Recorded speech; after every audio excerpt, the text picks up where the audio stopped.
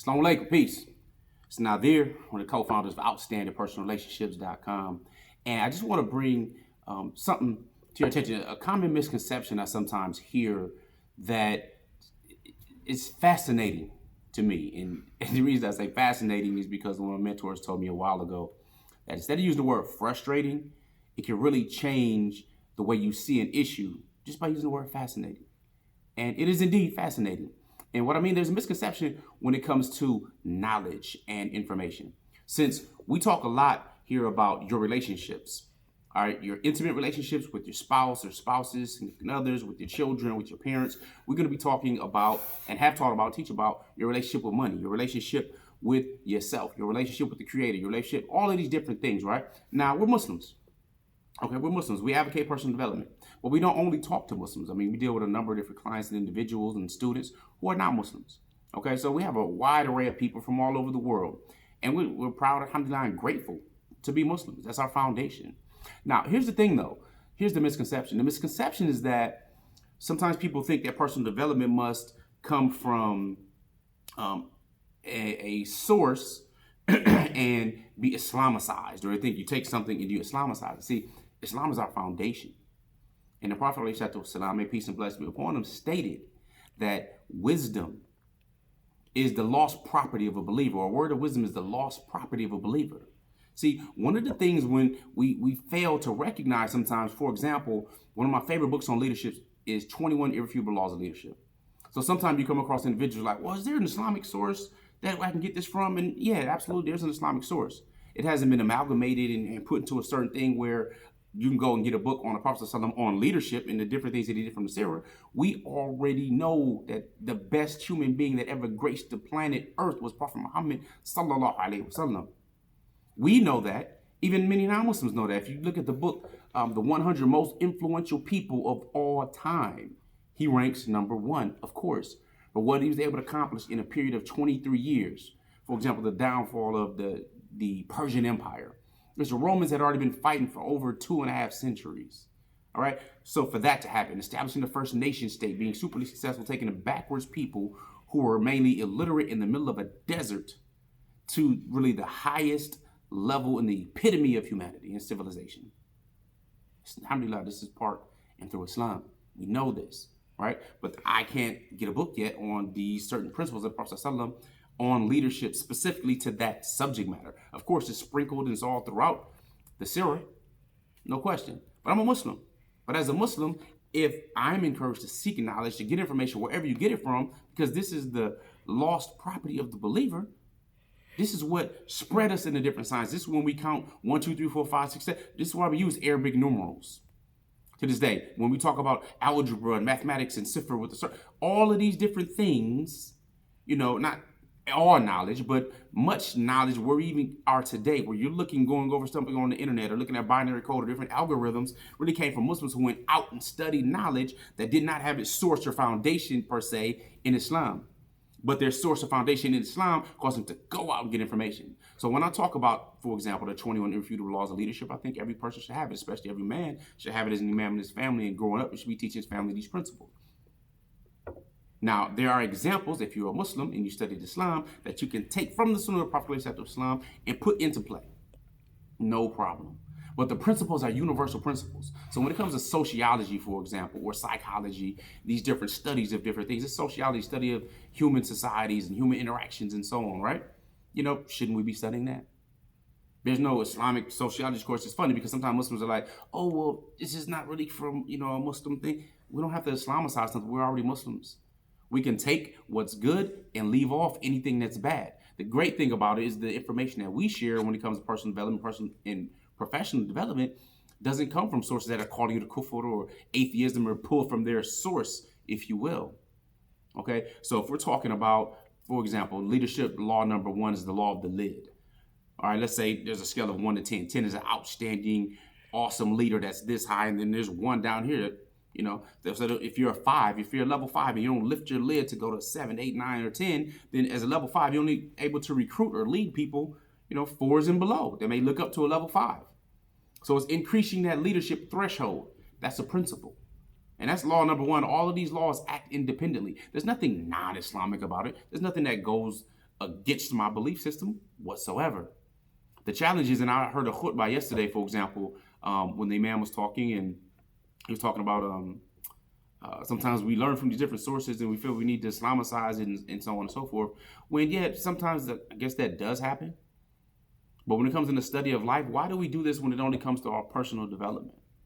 So when a person goes to university, they go to college, we don't say, oh, you're going and studying math? I mean, that's not part of Islam. And how are you? Really? We don't do that. We don't do that on our jobs. Oh my gosh, I can only work for a Muslim person, that runs a Muslim company that does Muslim services. We really don't do that, right? So if you want to learn about business, you can learn about business principles, obviously from Islam. No question. Our foundation should be such so that if there's some information that contradicts it, we leave that off. However, learning business and trading, investing and everything like that, we need to know what is halal and lawful, what is unlawful. And again, I'm talking to Muslims here. But we learn that from our deen. That's our foundation. But from that foundation, we deal with the world. See, it's amazing that we forget these basic concepts, and then it becomes almost like insulting. Like, aren't we supposed to be the head? Aren't we supposed to be the front of the class? Aren't we supposed to be leading in these different areas, in these different sciences? Because you look all throughout Islamic history, we do. But today we get to a point where many of us hold ourselves back, as though we can't learn personal development through leadership or through teamwork or from different people who teach personal development. Whether it's a Tony Robbins, Brenda Bashar, Marianne Williamson, none of whom are Muslims, but they have good concepts and understanding when it comes to human interaction and psychology and a number of different areas and sciences that we aren't leading in right now, unfortunately. But we have that ability. And now it's funny, one of the first books I read that was recommended to me when it came to business well over 20 years ago, before the copyright ran out, was Think and Grow Rich. Think and Grow Rich, okay? Not go to school, get good grades, get a good job and grow rich, but Think and Grow Rich. And in this book, as I'm reading on the chapter dealing with persistence, they gave an entire story of the hijrah of the Prophet ﷺ from Mecca to Medina. In this book on finances and thinking and actually growing financially rich, there's a whole section of the Prophet ﷺ. Non-Muslims recognize this. I mean, we can go accolade after accolade and so on, and it doesn't matter if they recognize it or don't recognize it. We know as Muslims, the Prophet ﷺ, I'm up for debating anyone in the different areas of the Prophet ﷺ's life. He's the greatest human being that ever lived, period. And well documented. There's really no question on that. But again, you could take a non-Muslim, Michael Hart, in the 100 most influential people of all times book, in the science and the research that they conducted that was extremely extensive. He was number one, alayhi salatu wasalam, and then Umar bin al-Khattab on the list, radiallahu anhu, was number 52. So with that being said, what's very important is we understand personal development is our own personal development.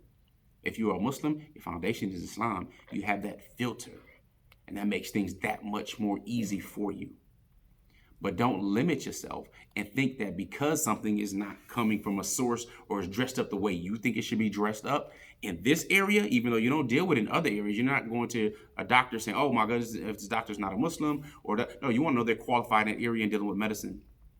You want to know when you go to school, they are qualified to teach you many different subjects or topics that can help you get on in life. You're not going through this filter, oh my God, it didn't come from an Islamic source, so therefore, no.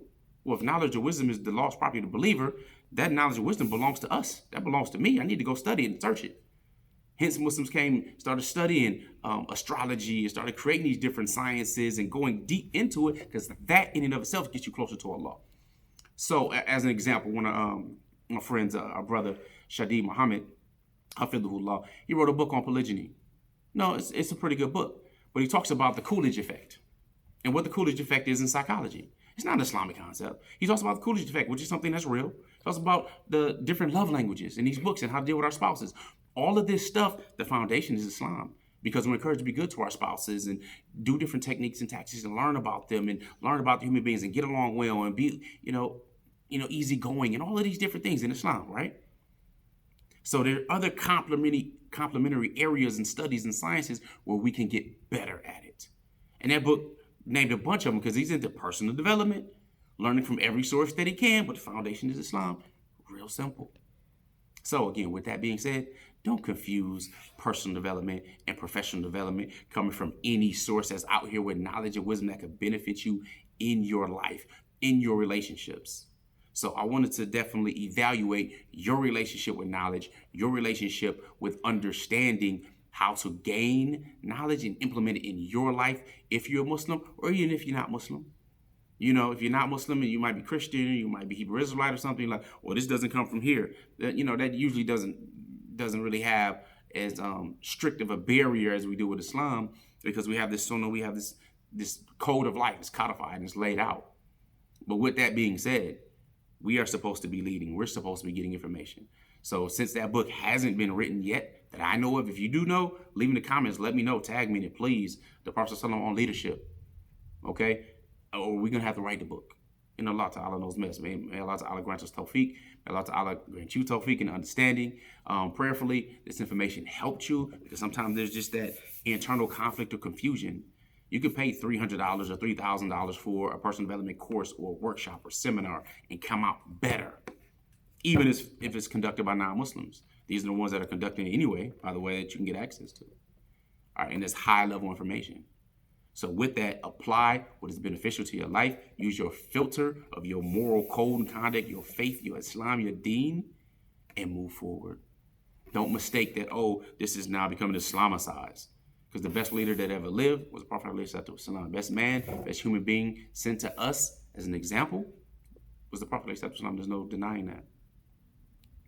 And if there are ways for me to learn leadership, learn teamwork, learn how to run a family, how to deal with spouses, and how to, interact and have a good quality life, and my source is Islam, then take it. Utilize it. Allah Ta'ala gave us his knowledge, and obviously this is lost property for the believer. So go find it. Go treasure hunting. We appreciate you at outstandingpersonalrelationships.com. Remember to like, share, comment. We read all the comments. We respond. And you could obviously, if you want to go deeper, outstandingpersonalrelationships.com. Go get on the email list, get information that we send out just to those who subscribe to us. And we look forward to seeing you in a future video. All right. Assalamu alaikum. Peace.